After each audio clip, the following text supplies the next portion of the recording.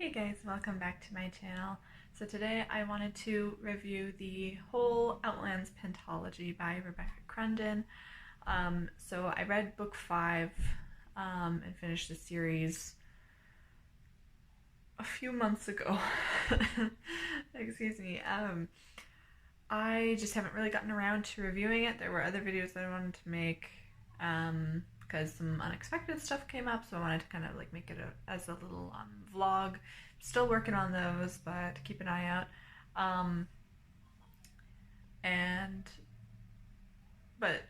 Luckily, I right after I finished book 5, I wrote down in my phone my overall thoughts of book 5 and the series entirely. So I'm going to start off with book 5 and kind of go from there, and then I'll move on to the whole series. So book 5, A Time of Prophecy, I believe it's called. I'll have the cover somewhere up on the screen, so you'll see if I'm wrong or if I'm right. But this book, I don't know how to feel about it. I have mixed feelings. I didn't love it, but I didn't hate it. Like, there were some parts of it that I really enjoyed, but I did find myself kind of getting a bit lost with where everything was kind of taking place. I don't want to say too much about the plot because it is the last book in the series, and so if I talk too much about the synopsis or something like that, then it might spoil something and I don't realize it. So it's gonna be vague, but I'm gonna do my best. So there were quite a few scenes where the characters were all traveling. There are a lot of characters, by the way. I'll get into that in a minute. But the characters are all traveling, and in my head, I picture one spot, and then turns out they were actually in another spot, and it was really kind of confusing for me. And that's kind of the problem that I have with, like, this is technically, I think, sci-fi because it's kind of more dystopian. And, you know, they have, like, hover cars and stuff like that. So, more technically sci-fi. But that's kind of a problem I have with both sci-fi and fantasy, is that it's hard for me to imagine the world and even small things like that on, like, simple locations, like underground caves or stuff like that, like the layout of a city. That's just kind of a problem that I have, and I'm trying to work on that, but it's really, really hard. So that was an issue, which I don't think is necessarily the author's fault. Maybe an area she can improve in, but it's also on me as well because I don't know. Now, going back to all of the characters. So obviously 5 books. It's a lot. It's a lot of time for characters to be introduced, some characters to die, new ones to introduce, or reintroduce, and stuff like that. This series had a lot of, like, kind of reintroductions, especially towards the end. There were a lot of characters that kind of came up, and, like, the main characters would react in a certain way when a character from, like, probably the first book would walk into the room, as they're all kind of rallying together. So I had a very hard time remembering who was who and who did what and what that character meant to some of the main characters, because they're all side characters. I feel like, because there's kind of like this big reunion thing kind of happening, because I don't think this is spoilers because it's kind of assumed by the title, A Time of Prophecy, that, you know, they kind of get like this whole band together. Like, it's very reminiscent of Hunger Games. So, like, if you think about in the Hunger Games, I haven't read the books, but I've seen the movies, how they all, like, district 13, they all kind of band together with Katniss to kind of fight the Capitol, stuff like that. It's the same kind of vibe. So there were all of these people, and it was so hard to keep track of, because I think part of this is my fault, because I'm more of a mood reader, right? So when I was reading through the series, I would take quite a bit of long breaks. Plus, it took a while for me to be able to get my hands on the rest of the books after I had already had the first one, because the first one I got from voracious readers only, and books 2 through 5 I got from the author herself. She sent them to me. There was a promotional thing, she was giving them away in email, so like a EPUB copy, so I have it on my phone. But so I jumped on that because the first book was great. Get into that in a minute. But yeah, overall, it was pretty confusing because of all of the characters. I didn't remember who over half of them were. And there were 3 different perspectives that it would switch between, which makes sense, but it was also confusing for me. Again, lots of confusion. I tried to understand. I tried so hard. It was so hard for me to kind of grasp it, though. And that made it kind of hard for me to finish the book. But I kept thinking, like, I've invested this much time into this series, and I love it so much. I love it so dearly. I have to finish it, but this is hard. Like, this is a stretch.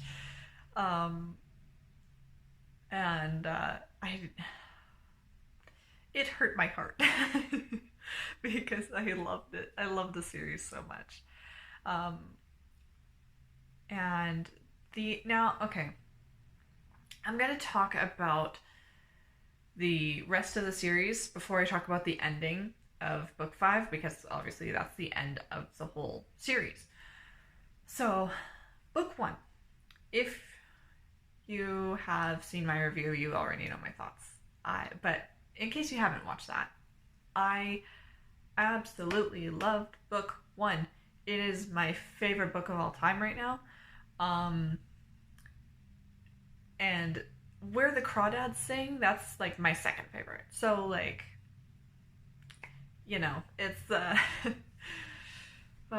Touch of Death is just, it is perfect. And I think one of the things that actually intrigued me, I don't think I mentioned this in the first review that I did of it, but one of the things that actually caught my attention with this book was that, this is part of the synopsis, so it's not spoilers, was that 2 of the main characters, they fall ill with a mysterious illness thing going on. And I was having a lot of health anxiety at the time. And so I was like, okay, maybe, like, this is really interesting. Maybe this will actually help me, because maybe I'll see them getting help for their illness, and it'll help me by bringing me some comfort and remembering that it's like, okay, it's okay to not know what's going on. And I think it did. I think it did help me in that way.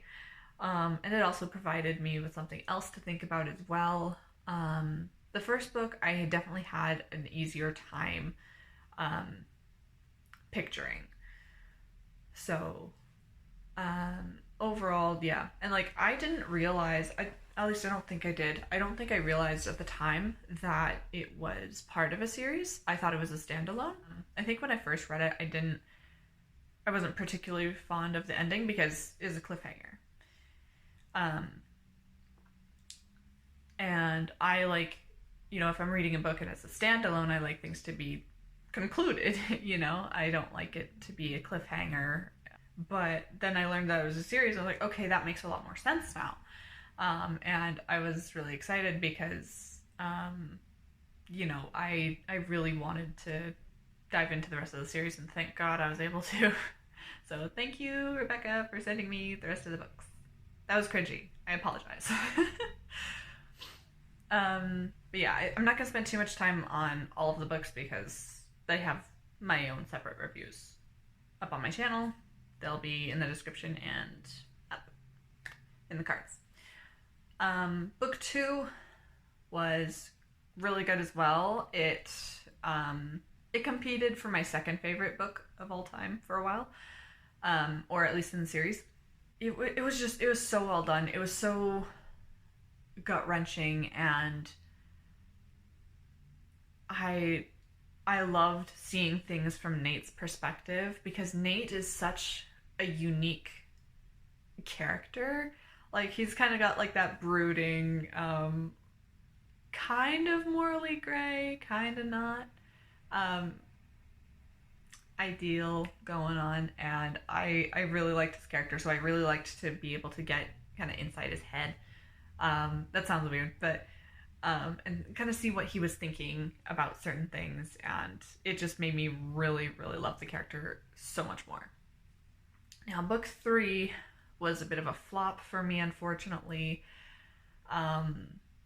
It felt kind of repetitive, a little bit boring, a little bit like I don't understand why blank isn't happening. I can't say exactly. I can't go into too much detail about what my expectations were without giving spoilers. So, at least I think it would count as spoilers, so I'm not going to do it. But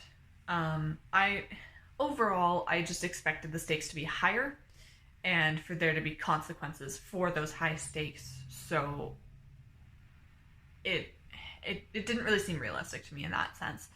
Still great, still a good book. I could still visualize it really well. I still loved all of the characters in it and everything like that. Everything else was really, really well written.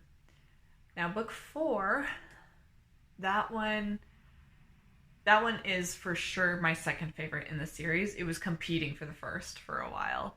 Again. And I think part of it is because it's called A Dance of Lies, and I don't know why. I think it's probably because of the neglect that Pretty Little Liars put on me. But I love the whole plot line of keeping secrets and lying and like things like blackmail in fiction, which sounds really weird. I promise I'm not that morbid. But anyway, like I said, I think it's because I felt so wronged by Pretty Little Liars that I keep wanting to read more stuff like that, because it's like, okay, someone needs to do this kind of plot justice, please. And I really believe the author did with A Dance of Lies. I think she did an incredible job with it. There were a couple of things that I felt like maybe this could have been thrown in or that could have been taken out, or, you know, whatever. But overall, it was really, really good. And the cliffhanger that it ended on was a really, really good one. Oh, that's something I forgot to mention about book 2 as well. There was this huge plot twist at the end, and I went nuts. I went crazy about it. I couldn't stop thinking about it for like a solid week. So highly recommend. And then book 5, as I already talked about, you know, I'll get to the ending now. The ending of book 5 and the entire series, it seemed lacking. It hurts me to say that. I'm so sorry. It seemed like it ended on another cliffhanger, and I was not a fan of that. A lot of things were not necessarily left unanswered, I want to say, but a lot of things were, they were just kind of left up in the air as to, like, okay, well, maybe this happens later, maybe this would, who knows, I don't know. It kind of almost seemed like it was setting itself up for, like, a 6th installment, whether that be, like, a, novella or like a short story or something like that, just to kind of like finally wrap things up, which wouldn't be necessary if the ending was just written a little bit differently. Yeah, so I was a bit let down by the ending. Things just didn't sit fully right with me, but and again, there were so many characters. I lost track of so many characters because I've forgotten so many of them, and a lot of them I didn't really care about. I really didn't. There was this one character, I don't think this is spoilers, but there's this one character that I was fully expecting to die at any point. Actually, there were a couple that I was fully expecting to die, and they didn't. And I was so confused as to why not. But I mean, mind you, I'm also like a reader slash writer that likes characters dying off to increase the stakes, because like, okay, going back to the example of Pretty Little Liars, I could rant about Pretty Little Liars all day. I'm not going to, but so spoilers for Pretty Little Liars. But I mean, it's been so long, I'm pretty sure everyone's seen it by now. Anyway, when A killed Mona, we saw Mona's dead body in the back of a car. Her eyes were open and she wasn't moving. She was pale. It was all that. It was, you know. And then she comes back. But that moment when we saw her body, that moment just made me realize, like, oh crap, A's on another level here. We're dealing with some serious business. Oh, oh no. That's crazy. That's intense, right? And then Mona comes back to life and turns out she faked her own death, and it was bullshit. Pardon my language. But, and that just took everything away from what I was expecting of A. And it's like, oh, okay, A is not actually that big of a threat then. So it's not nearly as close as Pretty Little Liars got, with like how strong of feelings I have for Pretty Little Liars and how they played with that. That was ridiculous. But with Time of Prophecy, it felt similar. Again, not to the same extent, not crazy, but just kind of similar. Like, oh, this isn't that big of a deal. You know what I mean? So I wish things were different in that way, because logically it makes sense for more characters to have died than what they did. I don't know if that's spoilers. I'm sorry. I keep saying I don't know if that's spoilers because I'm having a hard time. Words are a little hard for me today, as they are most days whenever I try and make videos. But anyway, but overall, loved the series. I've been kind of feeling like I wanted to reread the first book. Not the whole series, because I feel like I just finished it, even though it's been like months. But I do highly recommend, and one of these days I will own the physical copies of all 5 books. Please, Lord, soon. Because I love them so much. If I get my hands on all 5 books, like physically, the paperbacks, I think they'd be better in paperbacks. I don't think I'd like them hardcover. Anyway, then I would reread the series. I totally would. But I do highly recommend this series, especially if you are a fan of The Hunger Games. Maybe you felt like The Hunger Games let you down. I feel like this series will pick up those pieces and make it better. So anyways, that is all I have for you today. I hope you enjoyed watching, and I hope to see you in my next one. Bye.